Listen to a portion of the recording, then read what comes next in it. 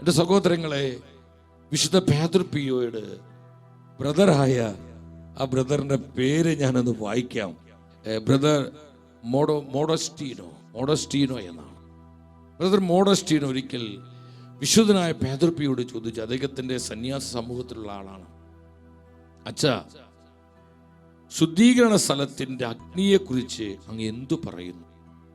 ഇത് കെട്ടുകഥയല്ലാണ്ട് പേതുർപിയോയ്ക്ക് നമ്മോട് നുണ പറയേണ്ട ആവശ്യമില്ല. പരിശുദ്ധ സഭയിലെ വലിയൊരു വിശുദ്ധനാണ് പേതുർപിയോ. ആ ശുദ്ധാത്മാവ് നമ്മളുമായി പങ്കുവയ്ക്കുകയാണ്.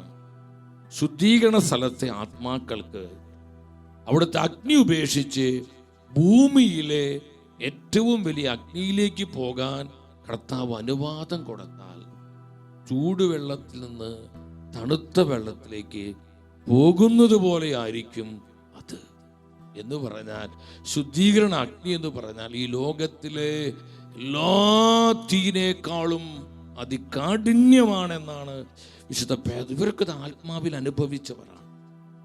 സഭയുടെ വലിയ മിസ്റ്റേക്കുകളാണ്.